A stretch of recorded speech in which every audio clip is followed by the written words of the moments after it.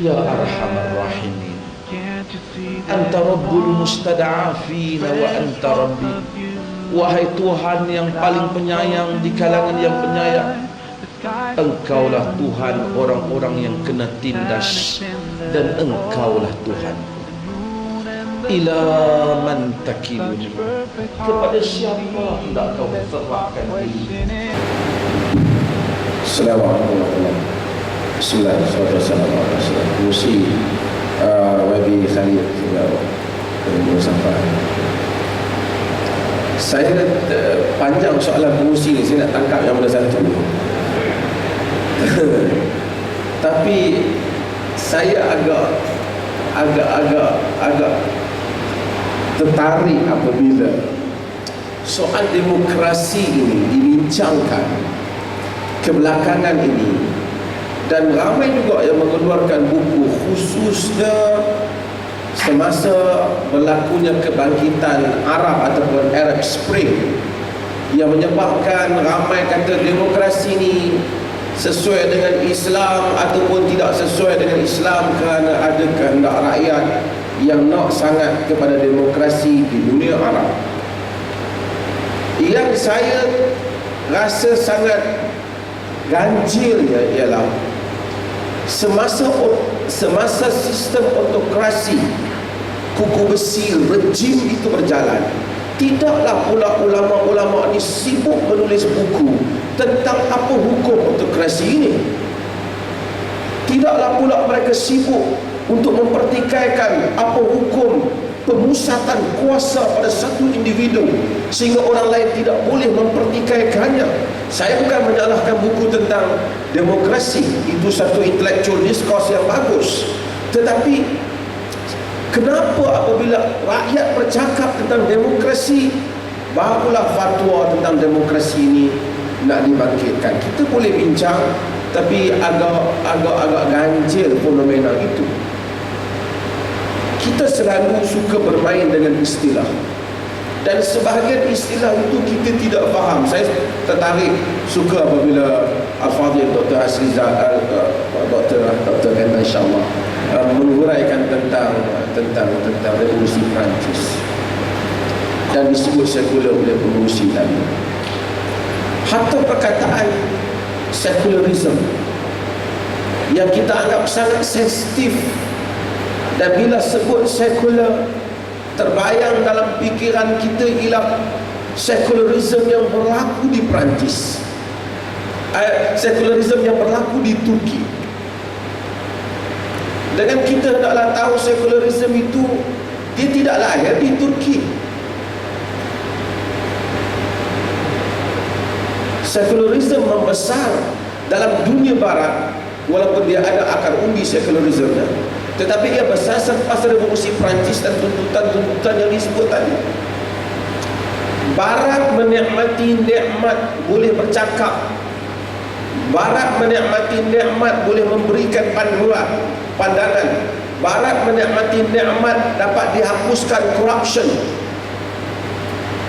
Setelah mereka memisahkan kuasa gereja daripada membesarkan gereja daripada politik, setelah berlaku separation between church and power and state, setelah berlaku pemisahan antara gereja dan kuasa. Kerana sebelum tu, siapa yang baca sejarah kurun gelap dunia Eropah ini, ambil saja pertentangan antara mazhab Katolik dan Protestan, dia akan tahu bagaimana ramai tokoh-tokoh ilmuwan yang dibakar hidup-hidup. Bahkan sebelum daripada itu, saintis yang dibakar hidup-hidup apabila gereja telah memaksa negara untuk mengikut pahamannya yang salah. Kerana gereja itu bukan semestinya Tuhan, tetapi apabila dia menganggap arahan gereja itu sentiasa divine, sentiasa wahyu, padahal sebagiannya penafsiran sahaja. Bila Barat bebas daripada hal kekejaman ini setelah berlakunya sekularisme dan sekularisme, sebab itu apabila orang Islam kata sekular itu tak baik, Barat tak dapat faham. Dan sekular bermaksud state tidak masuk campur urusan agama, dan agama tak masuk campur urusan negara. Kita bukan menyokong, tapi saya nak fahamkan istilah ini. Tetapi sekular apabila pergi ke Turki, Kemal Atatürk tidak buat sekular itu. Dia masuk campur urusan agama. Dia tak benar orang pakai serban. Dia tak benarkan orang bang dalam bahasa Arab. Itu telah bercanggah dengan prinsip asal sekular yang sepatutnya dia jangan masuk campur urusan agama. Demikian agama tak masuk campur urusan negara. Maka sebab itu saya bersetuju dengan Tariq Ramadan dalam hal ini, bahawasanya sekularisme itu apabila disebut di dunia Islam, mereka terbayang Turki. Tetapi orang Barat tidak terbayang Turki, dia terbayang Perancis. Sebab itu dia kata sekularisme penyelamat. Kita kata sekularisme pemusnah, kerana Kemal Atatürk sekularisme yang asal dia tidak pemusnah. Kita mungkin tidak bersetuju, okey, tetapi sekularisme tidak datang untuk memusnahkan agama. Dia memisahkan. Kita tak setuju dengan pemisahan itu, betul, tetapi bukan dia punya intention untuk memusnahkan agama. Kita kena jelas pada nukta itu. Dan sekularisme ada banyak jenis. Amerika kurang hostility-nya dengan agama, dan Perancis kebelakangan ini, itu soalan lain. Okey, saya nak balik kepada satu asas untuk kita faham bersama. Manusia sebelum para nabi datang, maksudnya para nabi sejak Adam telah datang bawa wahyu, tapi jika agama Allah tak datang kepada satu masyarakat, manusia itu makan, dia berpakaian. Agama tidak pernah datang memberitahu kepada manusia, awak kena makan makanan tertentu saja, dan awak tak boleh makan masakan-masakan yang tertentu. Dia tak kata. Dia mengharamkan beberapa jenis binatang, tetapi kebanyakannya dia halalkan.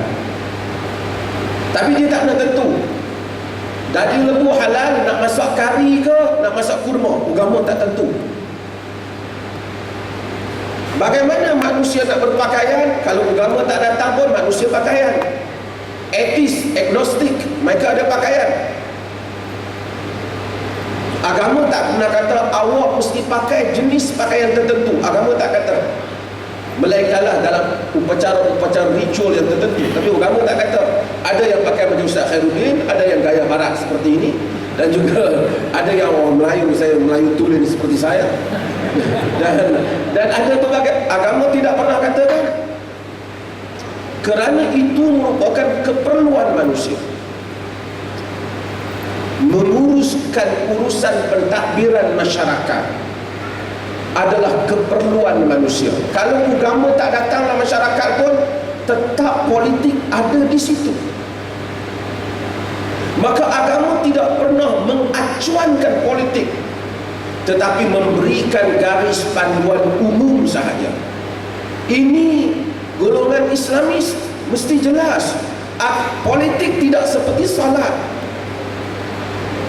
Akidah Islam, manusia tak boleh tahu sifat Allah melainkan wahyu. Manusia tak boleh tahu cara salat melainkan wahyu. Tapi manusia dapat tahu apa yang baik dan buruk dalam urusan rasuah buruk. Orang Jepun sembah matahari pun kata benda yang sama, bahkan rasuah dia kurang pada kita. Kerana benda itu manusia tahu. Agama datang, agama memberikan panduan kepada hal ini. Agama tak tentukan mesti pemerintah seorang yang bergelar khalifah, mesti pemerintah menterinya 12. Agama tak kata. Agama kata soal maslahah, soal bagaimana menguruskan hal ini. Sebab itu hadirin dan hadirat sekalian, kita baca dalam buku Plato, Republic. Plato tulis dulu, lama. Plato telah cakap apa yang dikatakan politik ialah sesuatu harmonious relation, merupakan hubungan yang harmoni antara pihak-pihak yang berada dalam masyarakat. Dan idea Islam datang, Islam tegaskan benda yang sama, mewujudkan keharmonian dalam masyarakat. Sebab itu, bagaimana nak wujudkan keharmonian? Tak sama antara satu masyarakat. Fatwa di Saudi belum tentu boleh pakai di sini dalam urusan politik. Fatwa di barat mungkin tak boleh pakai di dalam negara dalam konteks politik, tetapi tujuan politik sama, maslahah. Saya sebut beberapa contoh, dan saya selalu ulangi contoh ini. Nabi menghantar para sahabat yang awal untuk pergi ke Habasyah, Abyssinia. Nabi kata, idhahabu ila Habasyah fa inna biha malikun la yuzlamu indahu ahad. Pergi kamu ke Habasyah, kerana di sana ada raja yang siapa pun tak dizalimi di sisi. Najasyi, Ashamah namanya. Najasyi memerintah kerajaan Kristian, bukan Kristian macam tuan-tuan, Ustaz Aziz dia duduk lama UK. England tu sebenarnya negara Kristian, tapi nama je, tak ada lah. Upacara semua, queen semua dengan salib semua, tapi bukan Kristian dalam arti kata begitu Kristian. Upacara je. Itulah Habasyah. Najasyi menganut Islam, dia menjadi Muslim. Bahkan dia yang membayar mahar Ummu Habibah yang berkahwin dengan Nabi. Ummu Habibah ada di sana. Pada hari dia mati, Nabi semayang jenazah untuk dia. Nabi kata apa? Matal yawm ar-rajulus salih akhukum Ashamah qumu wa sallu. Hadis riwayat Al-Bukhari. Hari ini mati saudara kamu lelaki saleh Ashamah, Najasyi. Bangun dan solat. Itu solat ghaib yang pertama, dan itu saja yang diriwayatkan daripada Nabi mengenai solat ghaib. Nabi tidak pernah menyuruh Najasyi meletak jawatan bagi sebuah kerajaan Kristian. Nabi tidak pernah menghantar surat pada Najasyi ubah semua sistem negara,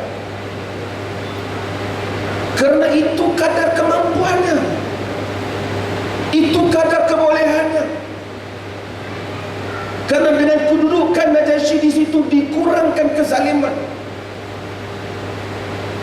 Ini siasat. Tetapi kalau memerintah di Madinah, ada peraturan yang lain.